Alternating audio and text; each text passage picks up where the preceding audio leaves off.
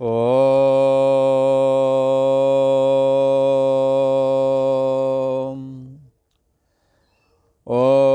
अखण्डमण्डलाकारं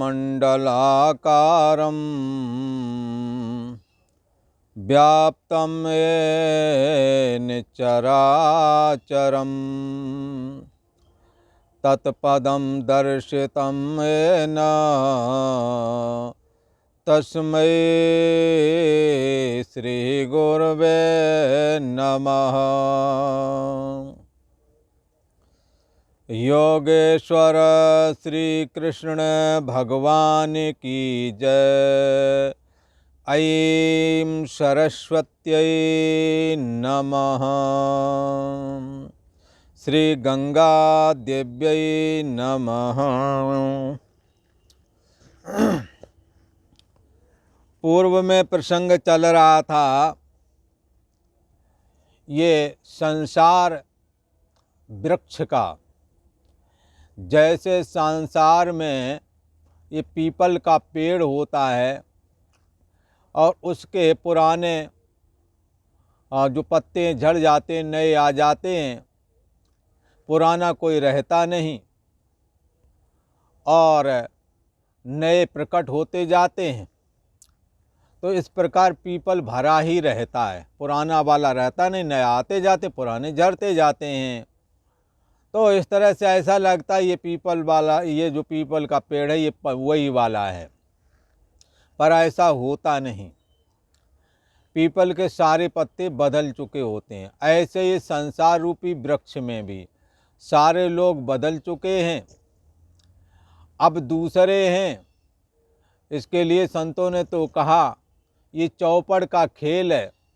हमारे माँ बाप बाप दादों ने भी शादी विवाह किए, बच्चे पाले, पढ़ाए लिखाए, फिर गोविंदाय नमो नमः हो गए, हम लोग आ गए, हम लोगों के बच्चे हो गए। इस प्रकार से हम लोग भी निपट जाएंगे। अब वो उस जगह पर बैठ जाएंगे, संसार भरा ही दिखेगा और संसार में कोई रहेगा भी नहीं और भरा हुआ भी दिखेगा।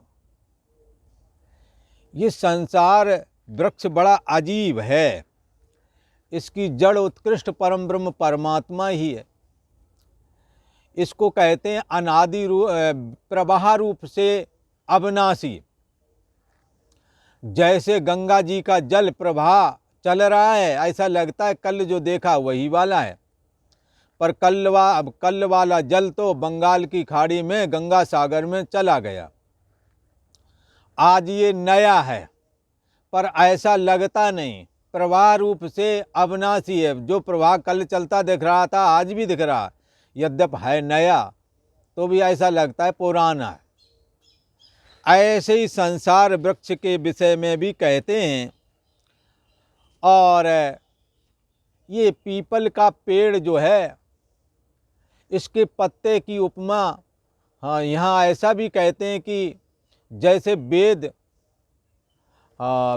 में 1,00,000 मंत्र हैं, उसमें 80,000 मंत्र तो कर्म कांड का कथन करने में व्यस्त हैं, 16,000 मंत्र उपासना का कथन करने में व्यस्त हैं और 4,000 मंत्र जीव ब्रह्म का एकत्व रूप तत्वज्ञान का कथन करने में लगे हुए हैं।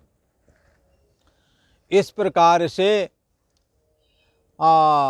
विधि निषेध में ये करना है, ये नहीं करना है, ऐसे वचन जो वेद का कर्म भाग है उसमें 80,000 मंत्र हैं। वो सारे के सारे मंत्र कर्म विशेष का निरूपण करते हैं, ये करना ये नहीं करना। और बाकी 16 तो उपासना के हैं। छंदांश यश पर्णानि, जैसे पीपल के पत्ते को गिनना आसान नहीं है, ऐसे वेदों की शाखा प्रशाखाओं का समय उसको पढ़ पाना या उसको समझ पाना जरा कठिन पड़ता है।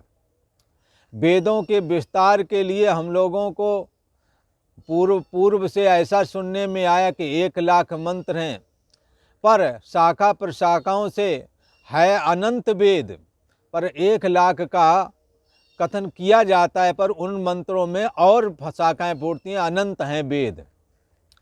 जैसे परमात्मा, परम ब्रह्म परमात्मा श्री कृष्ण अनादि और अनंत हैं, पर 4 श्लोकों में उनका कहा गया है, अहमेवास मेवाग्रे नान्यत यत सद सत परम पश्चादहम यदेतच्च यो वशिष्यत सोऽस्म्यहम्। इस देह और जगत से पहले भगवान कहते मैं हूँ, और जब देह और जगत नहीं रहेगा तब जो बचेगा वो मैं ही बचूंगा। अर्थात भगवान श्री कृष्ण निराकार सत्तात्मक स्वरूप में इस बात को कथन कर रहे हैं। और द्वितीय अर्थम यद प्रतीयेत, बोले चलो ठीक है, आप पहले आप हैं, बाद में आप में, ये जो बीच में दिख रहा है ये क्या है? ऋते अर्थम यद प्रतीयेत ना प्रतीयेत चात्मनि, जो स्थूल जगत प्रतीत हो रहा है और मन में जो सूक्ष्म वासनाएं पड़ी हुई हैं वो सूक्ष्म जगत है, जिसकी अभिव्यक्ति स्वप्नावस्था के रूप में होती है, सूक्ष्म जगत है। तो ये स्थूल और सूक्ष्म जगत जो दिखते हैं ये क्या हैं? भगवान से पूछा, भगवान ने कहा ये हमारी माया है, ऐसा तुम जानो। और माया उसे कहते हैं जो स्वयं नहीं दिखती, उसका कार्य दिखता है, जिसको ना सत कह सकते हैं ना असत कह सकते हैं। जैसे इस संसार में बचपना दिखा और आज हम जीवित हैं और हमारा शरीर जवान हो चुका है, पर पहले मैं बालक कहता रहा, मैं बालक हूँ, अब कहते मैं जवान हूँ। तो किसी ने कहा एक बात बोलो ना, पहले तुम कह रहे थे मैं बालक हूँ, अब कह रहे हो कि मैं जवान हूँ, फिर कुछ समय बाद कहने लगो मैं बूढ़ा हूँ। ये सब क्या है? तो तद विद्या, इसको ऐसा समझो कि ये हमारी माया है। आपने बचपना देखा और मैं बालक हूँ ऐसा बोला भी, पर आज नहीं है, होते हुए भी ये नहीं है, ऐसा समझना चाहिए। जो वस्तु ना हो फिर दिखे उसका नाम मिथ्या है, उसका नाम माया है। तो बचपना दिखा पर है नहीं, जवानी दिखी पर है नहीं, बुढ़ापा दिखा पर है नहीं, शरीर को लेके चला जाएगा।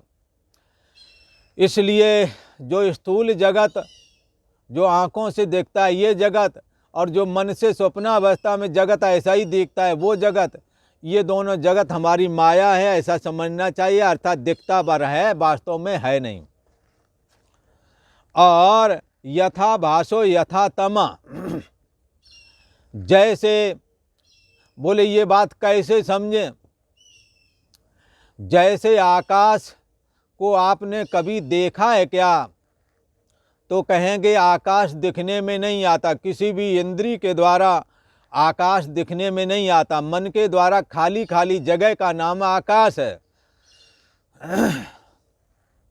इस आकाश में जब प्रकाश भरा हुआ होता है तब जगत दिखता है, और जब प्रकाश नहीं होता है तो अंधेरा दिखता है, अंधेरे में भी जगत होता है। जैसे आकाश को किसी ने भी प्रकाश और अंधकार से रहित नहीं देखा, इस समूचे भूमंडल के आकाश को या तो प्रकाश से भरा हुआ देखा होगा अथवा अंधकार से भरा हुआ रात्रि में देखा हुआ हो, पर बंधुओं इस आकाश को कभी प्रकाश और अंधकार से रहित आपने नहीं देखा।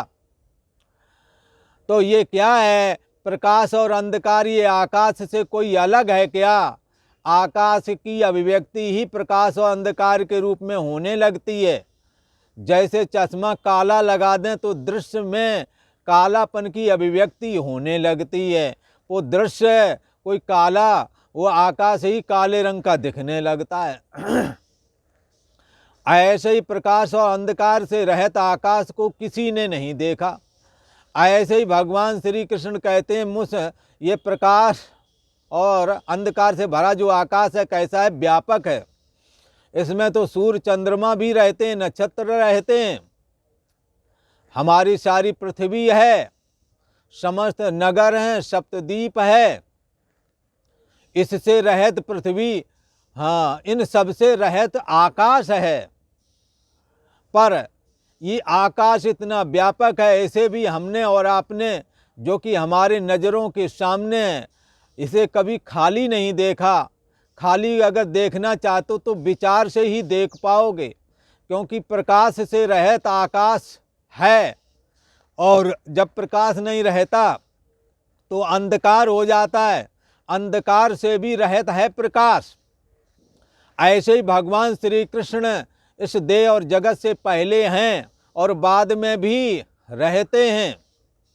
जैसे आकाश अंधकार और प्रकाश से पहले है और अंधकार और प्रकाश के बाद में भी आकाश बचता है, बीच में क्या है? बोले ये अंधकार और प्रकाश के रूप में आकाश ही दिख रहा है। ऐसे ही उस चैतन्य सत्ता, हाँ, जो कि सबका अंतर्यामी स्वरूप है, जिसके लिए उपनिषद ने कहा ये परम ब्रह्म परमात्मा आकाशवत सर्वगतश्च नित्या, आकाश की तरह व्यापक है। पर ये आकाश व्यापक तो है पर जड़ है, अपने को भी नहीं जानता, दूसरे को भी नहीं जानता। और महाप्रलय में आकाश का भी अंतर्यामी आत्मा में लय हो जाता है। आकाश का अंत होकर के आकाश का भी आश्रय प्रकाशक जो चैतन्य सत्तात्मक आत्मा है, इसमें ये आकाश लीन हो जाता है और समाप्त हो जाता है।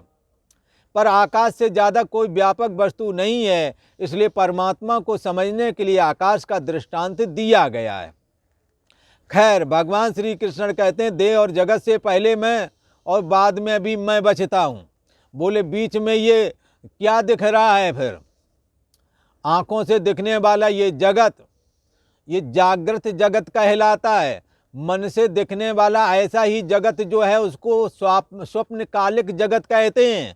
ये दोनों प्रकार के जगत भगवान श्री कृष्ण कहते हैं मेरी माया है, ऐसा समझो। और माया वस्तुतः मायक जो दृश्य होते हैं वो दिखते तो हैं पर होते नहीं। जैसे बचपना दिखा तो सही पर है नहीं, जवानी दिखी तो सही पर है नहीं। इसी प्रकार ये जगत दिखा था पहले, 100 वर्ष के पुराने वाले एको नहीं है, पर जगत भरा हुआ है लोगों से अभी भी। इसीलिए भगवान श्री कृष्ण ने पीपल के वृक्ष से इसकी उपमा दी है। तो ये सब हमारी माया है, ऐसा जानो। हाँ, और कैसे? तो किसी ने पूछा महाराज इन सबके बीच में आप कैसे घुस गए हो? बोले जैसे मकान बनाने से मकान के अंदर आकाश घुस जाता है। तो किसी ने कहा महाराज वो आकाश घुसता तो नहीं, आकाश तो पहले ही से दीवारें हम उठा लेते हैं, फिर कमरे का आकाश हो जाता है, हाल का आकाश हो जाता है। तो भगवान श्री कृष्ण ने कहा ठीक है, ऐसे ही मैं पहले से विद्यमान हूँ। परछिन्न व्यक्तित्वपना जीव भाव जीव ही आता है, सत्ता हमारी मिल ही जाती है। तो मैं जीव की, हाँ, जैसे दीवारों के अंदर आकाश कैद हो जाता है, ऐसे बुद्धि रूपी गुहा में मैं भी आ जाता हूँ, बुद्धि रूपी गुफा में मैं भी आ जाता हूँ, मन रूपी गुफा में मैं भी आ जाता हूँ। आ जाते हैं या पहले से विद्यमान हैं? तो पहले से ही विद्यमान हैं। भगवान ने माया और मन का सृजन किया और स्वयं ही प्रवेश कर गए उसमें। जैसे आकाश में मकान बनाया और मकान के अंदर आकाश घुस गया, बस ठीक ऐसे ही इस दृष्टांत को यहाँ भी समझना चाहिए।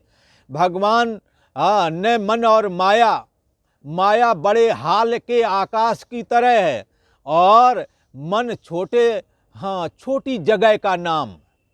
छोटे से जगह में जैसे रसोई बाथरूम वगैरह की जगह है, वो भी उसमें भी आकाश खाली जगह है, वो थोड़ी जगह है। और आपका 100 बाई 100 फीट का जो हाल है बहुत बड़ा, तो वो हाल में भी बड़ा आकाश है। तो ऐसे ही माया एक बड़ा बहुत व्यापक रूप है, उसमें परमात्मा जब प्रतिबिंबित होता है तो ईश्वर कहलाता है। वो सबको अपने में समाये हुए है, वो बहुत ज़्यादा चैतन्य सत्ता अपने में समेटे हुए है। और मन जो है परिच्छिन्न है और एक थोड़ा सा चैतन्य सत्ता को अपने में समेटे हुए है, जिससे हमें और आपको भी लगता मैं हूँ। तो मन और माया का सृजन किया और स्वयं ही प्रवेश कर गया, जिसको उपनिषद में ऐसे कहा तत् सृष्ट्वा तान आनि प्राविशद। उसने इन सबको रचा, उसमें स्वयं प्रवेश कर गया। तो ऐसे ही प्रवेश कर गया जैसे आपने दीवारें उठाई और कमरे के अंदर आकाश घुस गया। घुस नहीं जाता, पहले से मौजूद है। ऐसे ही मन और माया के होने से पहले परमात्मा विद्यमान है। ये बात भगवान ने कही। जैसे हाँ, पंच महाभूत हैं, यथा महंत भूतानि भूते सूचा बचे सुनु। छोटे बड़े जितने भी शरीर बनते हैं और जो भी मकान दुकान आदि बनते हैं, इन सब में आकाश पहले से ही प्रविष्ट है, अग्नि पहले से ही प्रविष्ट है। आप किसी भी जगह ये देखें चेक करके, इन चारों चीज़ें पांचों चीज़ें निकल आएंगी। आकाश में भी, आकाश भी निकलेगा, वायु भी निकलेगा, अग्नि भी निकलेगी, जल भी निकलेगा। बिल्कुल यदि जल ना हो न तो दीवारें बालू बन जाएंगी। जैसे रेगिस्तान में जल नहीं होता, एक एक कण अलग अलग पड़ा हुआ है, पर दीवारें क्यों जुड़ी हुई है? कहीं ना कहीं पानी का अंश है उसमें। तो क्या है, भगवान कहते हैं ऐसे ही मैं सब में समाया हुआ हूं। बस एतावदेव जिज्ञासम तत्व जिज्ञासुनात्मने। भगवान श्री कृष्ण ने कहा कि हमारे इस रहस्य को समझने वाले के लिए इतना ही जानना है कि ये बात हमेशा विचार करते रहो। यत स्यात् सर्वत्र सर्वदा। इस देह और जगत में कौन ऐसी चीज है, हाँ, यत स्यात् सर्वत्र, जो हर जगह है और हमेशा है। तो आप विचार करके देखें कि आप हमेशा हैं। आप जागृत अवस्था को तथा जागृत अवस्था के जगत को जानने वाले हैं। और जागृत अवस्था और देह और जगत का जब अंत होता है, स्वप्न आता है, तो स्वप्न को जानने लगते हैं। आपका अभाव नहीं हुआ, जागृत अवस्था और जागृत अवस्था के देह और जगत का अभाव हुआ है। और जब स्वप्ने में पहुंचे तो आप तब पहुंचे जब आप बचे हैं। इसका मतलब देह और जगत काल्पनिक थे, ये सच्चे अर्थों में नहीं थे। इनके छूटने पर आपका मरना नहीं हुआ, आप नहीं छूटे, आप बचे रहे। इसका मतलब है जागृत देह और जगत के मरने के छूटने के बाद में भी आप बचते हैं। आप स्वप्न वाले जगत में पहुंच गए, जो कि सूक्ष्म जगत कहलाता है। वहाँ भी देह और जगत था, वहाँ के भोग पदार्थ थे। थोड़े समय के बाद में स्वप्न टूटा और आप गहरी नींद में चले गए। स्वप्न वाला जगत सूक्ष्म जगत कहलाता है। ये सूक्ष्म जगत का अभाव हुआ, खत्म हुआ, पर आप खत्म नहीं हुए। सूक्ष्म जगत का जब अभाव हो गया तो कुछ भी ना जाना। आपकी चेतना ने इस ना जानने को आपने जाना। इसका मतलब है आप जागृत रूप स्थूल जगत देह और जगत तथा स्वप्न वाला सूक्ष्म देह और जगत, हाँ, इन दोनों के होने न होने से आप पर फर्क नहीं पड़ता है। जागृत अवस्था वाला स्थूल शरीर हो अथवा ना हो, आप में कोई फर्क नहीं। ये आपके रहते ये हैं और आप इनके बगैर हैं, पर ये तुम्हारे बगैर नहीं रहते। स्वप्ने का जगत तुम्हारे आश्रय में है। स्वप्न को तुम जानते हो, पर स्वप्न वाला देह और जगत तुम्हारे आश्रय में तो है, पर तुम नहीं इनके आश्रय में हो। क्योंकि आपका जो चैतन्य सत्तात्मक जो निज स्वरूप है, वो स्वप्न के जगत और देह के न रहने पर भी वो बचता है। इसी प्रकार इन दोनों का अभाव जड़ता के रूप में दिखाई दिया। तो ये जड़ता जो दिखाई दी है, ये तुम जो देह और जगत को जानने वाली जो चेतना थी, इसने कुछ नहीं जाना। इस ना जानने को भी आपने जान लिया। को देवा, ये कौन सा देव है? तद ब्रह्म, यही ब्रह्म है, यही भगवान श्री कृष्ण का अंतर्यामी स्वरूप है। जिसके लिए भगवान ने कहा कि इस देह और जगत से पहले ना स्थूल जगत था, ना सूक्ष्म जगत था, ना कारण। कारण कौन है? सुसुप्ति है। सुसुप्ति से ही जागृत निकलता है, फिर स्वप्न निकलता, फिर दोनों जाकर उसी में लीन हो जाते, फिर उसी से निकलते हैं। ना स्थूल जगत था, ना सूक्ष्म जगत था, ना इनकी कारण माया ही थी। कौन था? बोले मैं था। कैसे थे वो? कैसे थे? बोले बस मैं सदा रहने वाला था, सदा चैतन्य स्वरूप था। इनका तो अभाव होता रहा, मेरा नहीं हुआ। ये हमारे आश्रय में थे, मैं इनके आश्रय में नहीं था, क्योंकि इनके ना रहने पर मैं बच गया हूँ। भगवान श्री कृष्ण देखो, भगवान श्री कृष्ण कहते हैं कि देखो साधको, ये चैतन्य सत्ता आत्मा पूरे जागृत जगत में समाई हुई है। जागृत जब नहीं रहा तो सूक्ष्म जगत में भी वही समाई हुई थी। जागृत जगत और देह तो इसके आश्रय में, ये उनके आश्रय में नहीं, ये स्वतंत्र अपने आप है। इनके ना होने पर उसका कुछ नहीं बिगड़ता। स्वप्न वाला देह और जगत के ना रहने पर इसका कुछ नहीं बचता, हाँ, कुछ नहीं बिगड़ता है। पर इन दोनों का अभाव जो जड़ता, हाँ, जो माया है, सुसुप्ति अवस्था में जड़ता के रूप में अज्ञानता रूप माया की अभिव्यक्ति होती है। इस माया के, हाँ, इस माया को भी कुछ ना जानना को आपने जाना, फिर इसका भी त्याग कर दिया, पर आप बचे। तीनों अवस्थाएं आई और गईं, आप कहीं ना आए ना गए, आप ही हमेशा हैं। यत स्यात् सर्वत्र सर्वदा, आप ही हर जगह हैं और आप ही हमेशा हैं, ऐसा जानना भगवान श्री कृष्ण कहते हैं एतावदेव जिज्ञास्यम तत्व जिज्ञासुनात्मनः। तत्व के जिज्ञासु को चाहिए कि वो इतना जरूर जाने। हाँ क्या? यत स्यात् सर्वत्र सर्वदा, इस शरीर के अंदर कौन सा तत्व है जो सदा रहता है और सब जगह रहता है, जागृत अवस्था में रहता है और जागृत अवस्था के हर प्राणी को सत्ता दे रहा है। ये जब अवस्था चेंज होता है स्वप्न अवस्था में रहता है, स्वप्न अवस्था के हर प्राणी को सत्ता देता है। पर इसकी महिमा तो देखो, जब ये जागृत और स्वप्न वाला जगत होता तो इसको सत्ता देता, जब नहीं होता तो अकेला बना रहता है, इसका कुछ बिगड़ता नहीं है। इन दोनों का अभाव, जड़ता आती है तो उसको भी देखता है, जब जड़ता नहीं रहती है, चली जाती जड़ता, नींद टूट जाती तो भी बचता है। इस चैतन्य सत्ता का कभी अभाव नहीं होता। इसीलिए गीता में कहा भगवान श्री कृष्ण ने, अविनाशी तू तद्विद्धि येन सर्वमिदं ततम्। अविनाशी तो तुम उसको जानना जिसके द्वारा ये सारा जगत व्याप्त है, सारी जागृत अवस्था व्याप्त है। जागृत अवस्था, हाँ, जिसकी सत्ता से सत्तावान होकर के सतसी लग रही है। जागृत अवस्था के न होने पर भी जो रहता है, होने पर तो है ही है, सत्ता दे रहा, पर न होने पर भी बचता है। स्वप्न अवस्था के होने पर स्वप्न को सत्ता तो दे ही रहा, पर स्वप्न के न होने पर भी वो बच जाता है। फिर इन दोनों का अभाव, जड़ता आती है तो जड़ता को प्रकाशित करता है, जड़ता जब नहीं रहती तो वो बचा रहता है, बना रहता है। यही हमेशा है, देखो हर जगह है भगवान श्री कृष्ण का ये अविनाशी।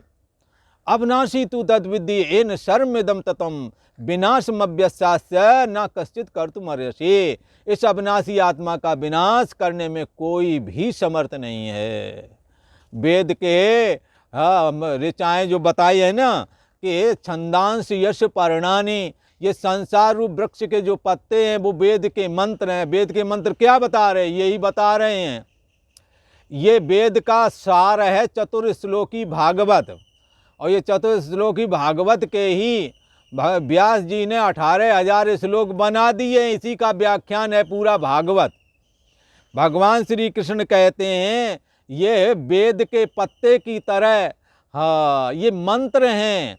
तो मंत्रों का सार भागवत में बता दिया है। उनका सार क्या है? यत स्यात् सर्वत्र सर्वदा, हरि स्यात् सर्वत्र सर्वदा।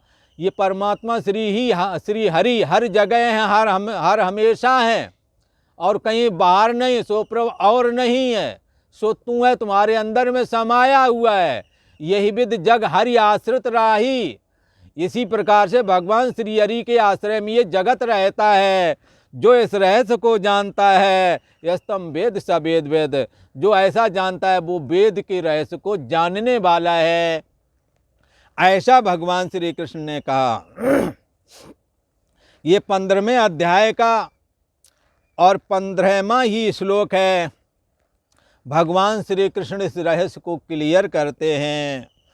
सर्वस्य चाहम हृदि सन्निविष्टो मत्तः स्मृतिर्ज्ञानमपोहनं च वेदैश्च सर्वैरहमेव वेद्यो वेदान्तकृत वेदविदेव चाहम्।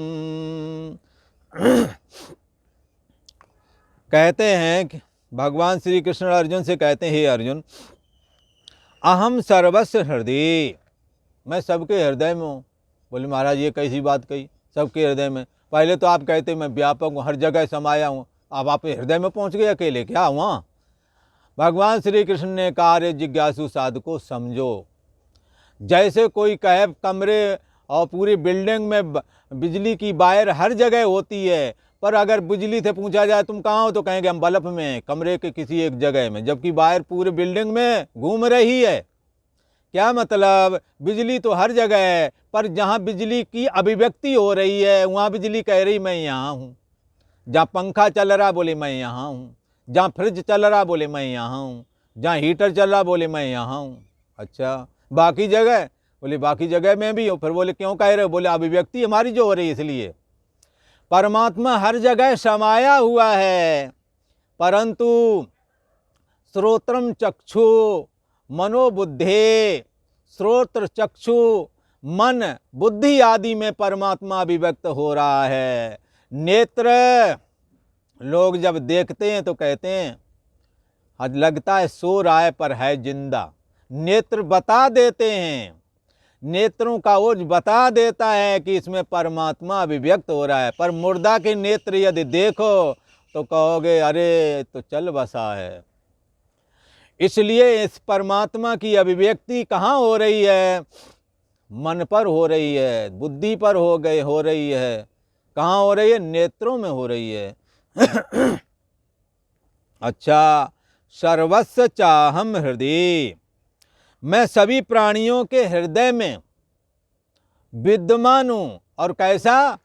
हाँ, सन्निविष्ट, समाया हुआ हूँ। बोले कैसे समाये? बोले अंतर्यामी हो करके।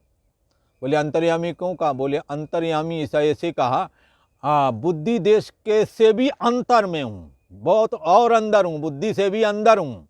अच्छा, कैसे अंदर हो? बोले जैसे खाण में खिलौना, जैसे खिलौने के अंदर खाण अंदर होती है, ऐसे अंदर हूँ। बुद्धि के अंदर कैसे है महाराज? तो जैसे चीनी के बने हुए खिलौने के अंदर चीनी जितने अंदर है उतने ही अंदर हम बुद्धि के हैं। जैसे आभूषण के जितना अंदर सोना है उतना ही अंदर मैं हूँ। बुद्धि की अभिव्यक्ति हृदय देश में है, हृदय देश में बुद्धि में परमात्मा ऐसे ही समाया हुआ है। जैसे चीनी के बने हुए खिलौने में चीनी समाई होती है, जैसे स्वर्ण के बने हुए आभूषण में सोना समाया हुआ होता है। जो सब में समाया होता है वही अंतरात्मा होता है, अंतर्यामी होता है। इसलिए भगवान श्री कृष्ण कहते हैं मैं सभी में समाया हुआ हूँ, हर जगह हूँ, पर जहाँ जहाँ बुद्धि है, हृदय है, वहाँ वहाँ हमारी अभिव्यक्ति होती है। जैसे हमारे हृदय में अभिव्यक्ति मैं हूँ करके हो रही है, जहाँ जो भी प्राणी हैं, भूत प्राणी हैं, वहाँ सबको मैं हूँ की अभिव्यक्ति जो हो रही है, ये अभिव्यक्ति अंतर्यामी आत्मा की ही है। भगवान श्री कृष्ण कहते अहम सर्वस्व हृदय सन्निविष्टः, मैं सभी प्राणियों के हृदय में अंतर्यामी रूप से विद्यमान हूँ। अच्छा, और क्या है भगवान? आप वहाँ बैठ के करते क्या हो? बोले वहाँ बैठ के, जैसे बिजली से पूछा, बोले तुम बैठ के बल्ब क्या करते हो? मैं उजाला करता हूँ। बोले फिर बटन दबा दोगे तो अंधेरा कर दूंगा, दबा दोगे ऑन कर दोगे तो उजाला कर दूंगा, आप कर दोगे तो अंधेरा कर दूंगा। बोले अच्छा। भगवान से बोले आप क्या करते हो? बोले हम भी यही काम करते हैं। बोले क्या करते हो? मत्तः स्मृतिर ज्ञानम अपोहनम, कहते हैं मुझसे स्मृति, स्मृति ही ज्ञानम, स्मृति आती है। अच्छा, स्मृति कैसे आती है? अच्छा, ये बात आप विचार करके देखो, कई बार आप भूल जाते हैं हमारा पेन कहाँ है, हाँ? अब आपको याद नहीं आता है और आप कहते हैं कि मैंने रखा है कहीं पर, मेरे को याद नहीं आ रहा। कोई कहता है हमने अमुक आदमी किसको मैंने पैसे दे दिए 1000 रुपये, पर मेरे को ख्याल नहीं आ रहा मैंने किसको दिया, लिखा है नहीं, स्मरण नहीं आ रहा। बहुत समय तक बने रहे, अचानक फलाने को दिया था। ये कहाँ से आई स्मृति? ये स्मृति कहाँ से आई? स्मृति कहते किसको हैं? संस्कार जन्य ज्ञानम स्मृति। जो आप कर्म करते हैं उसका संस्कार हृदय में जमा रहता है, बुद्धि के अंदर सूक्ष्म संस्कार रूप से जमा रहता है। और संस्कार बुद्धि से भी सूक्ष्म बताया गया है। ये संस्कार सीधा सीधा साक्षी आत्मा के द्वारा, अंतर्यामी आत्मा के द्वारा सीधा सीधा प्रकाशित है।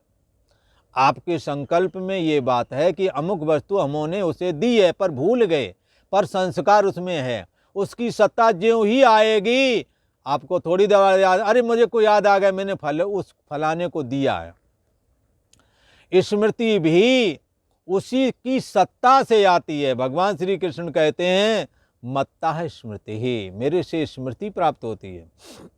अच्छा, ये तो बाहर वाली बात रही कि बाहर कोई चीज़ खो गई तो स्मृति, वो भी स्मृति उसी से। पर यहाँ हम स्मृति की यदि चर्चा करें तो स्मृति, अर्जुन ने अभी एक बार कहा है, आगे कहेंगे, नष्टो मोहा स्मृतिर्लब्ध्वा तत्प्रसादान मया च्युतः। हे भगवान, आपकी कृपा से मेरा अज्ञान नष्ट हो गया, मैंने स्मृति प्राप्त कर ली है। बोली, काहे की स्मृति तुमने प्राप्त कर ली है? अरे वो मैं देह नहीं हूँ, देहाभिमाने गलते, जो देह में मैं बुद्धि थी, ये बुद्धि खत्म कर दी, परछिन्न व्यक्तित्वपना ये खत्म कर दिया। जब खत्म कर दिया तो स्मृति आई किसकी? सर्वाधिष्ठान ब्रह्म मैं हूँ। वो जो ब्रह्म है, जो तत्व है, सोहम अस्मि, वो मैं ही हूँ। मैं अपने अज्ञानता से ही भ्रमित हो रहा था। तेरा अज्ञान, तेरी माया ही तुझको भ्रमाती, खेल रच रच के तुझको दिखाती, खेल नित खेलता ना अघाना, देह में ही हो गया दीवाना। सच्चिदानंद तू नित्य निर्द्वंद तू जीव माना। तू सच्चिदानंद ब्रह्म है, जीव तो तूने परछिन्न व्यक्तित्वपना तो तूने स्वीकार किया है। जब परछिन्न व्यक्तित्वपना स्वीकार कर लिया तो व्यक्ति विशेष जो चेतना है देह के बगैर नहीं रहती, तो देह को भी स्वीकार कर लिया है। जैसे जिसके साथ विवाह होता है वो पत्नी तुम्हारी तो हो ही गई, पर उसके भाई और उसकी माँ बाप तुम्हारे ससुर बन जाते हैं, ससुर और सास बन जाते हैं, भाई साले बन जाते हैं। विवाह एक से किया, इतने नाते और जुड़ गए अपने आप ही। ऐसे ही ज्यों ही चैतन्य सत्ता से अहम गिरता है, परछिन्न व्यक्ति विशेष जीवात्मा के रूप में ये ज्यों ही जुड़ता है, तो जीवात्मा बगैर देह के नहीं रहता। जैसे हाड़िल पक्षी बगैर लकड़ी के नहीं रहता, ऐसे ही ये जीवात्मा देहाभिमान से जकड़ लिया जाता है। इसलिए फिर वो स्मृति कौन सी? सर्वाधिष्ठान ब्रह्म सच्चिदानंद तू, मैं सच्चिदानंद ब्रह्म ही हूँ, ये स्मृति फिर भूल जाती है। भगवान श्री कृष्ण कहते हैं, तो हमारी गीता ज्ञान को धारण करो और विषयों से अपने मन को लौटाओ, संसार के पद पदार्थों से असंग हो जाओ, अर्थात वैराग्य को वृत्ति को धारण करो। और जहाँ हो जैसे हो विषय लोलुपता के चलते आप संसार में आसक्ति को प्राप्त हुए हो, आप वैराग वृत्ति धारण करें, देहाभिमान से अपने को रहित बनाएं, परछिन्न व्यक्ति विशेष जो जीव भाव है इससे अपने को रहित बना करके सर्वाधिष्ठान ब्रह्म मैं हूँ ऐसा स्मरण करो। श्वास सड़क पर चलें संत जन, गगन महल को जाते हैं, ये श्वास के माध्यम से सोहम सोहम की झीनी धुन से अपनी सूरत जगाते हैं। वो जो स्मृति भूल गई है, सर्वाधिष्ठान ब्रह्म मैं हूँ, इस स्मृति को जगाते हैं। और जगाते जगाते एक दिन जग ही जाती है, और जब जग जाती है तो देहाभिमान गलित हो जाता है और परछिन्न व्यक्तित्वपना बाधित हो जाता है। तो फिर क्या होता है? भिद्यते हृदय ग्रंथि छिन्द्यन्ते सर्व संशया छिन्ते चास्य कर्माणि तस्मिन् दृष्टे परावरे। फिर तो क्या होता है? इसके सारे संशय खत्म हो जाते हैं, हृदय ग्रंथि का छेदन हो जाता है, कर्तापन बाधित हो जाता है, कर्मों की गांठ खत्म हो जाती है, फिर उसे कर्म बांधते नहीं हैं। इसलिए जब अंतर्यामी आत्मा को ये साधक जानता है तो कर्म की हों स्वरूपें चीने। जब अपने स्वरूप को जान लिया जो कि बुद्धि देश का साक्षी है, फिर कर्म नहीं होता। भगवान श्री कृष्ण के कर्म नहीं होता मतलब क्रिया नहीं होगी, ये बात नहीं, क्रिया तो होगी पर कर्तापन नहीं होगा, कामना नहीं होगी, फलाकांक्षा नहीं होगी, यही बंधन करते हैं। इससे रहित चित्त सहज में हो जाएगा। भगवान श्री कृष्ण कहते हैं, मैं सभी प्राणियों के हृदय में अंतर्यामी रूप से स्थित हूँ तथा मुझसे ही स्मृति ज्ञान है, मेरे से स्मृति प्राप्त होती है। और ज्ञान कहते हैं आत्मा क्या अनात्मा क्या। ब्रह्म क्या, माया क्या, जगत क्या, जीव क्या, ईश्वर क्या, जीव ईश्वर का भेद क्या, ये सारे पद पदार्थों का ज्ञान ज्ञान कहलाता है। हाँ, तो स्मृति ज्ञान सर्वाधिष्ठान ब्रह्म मैं हूँ, ये स्मृति ज्ञान है। और विस्मृति ज्ञान क्या है? हाँ, जब विस्मरण ये हो जाता तब क्या होता है? ये देह, ये घर बार है, ये परिवार है, ये खजाना, झूठी दुनिया को ये सत्य जाना, तब ये हो जाता है।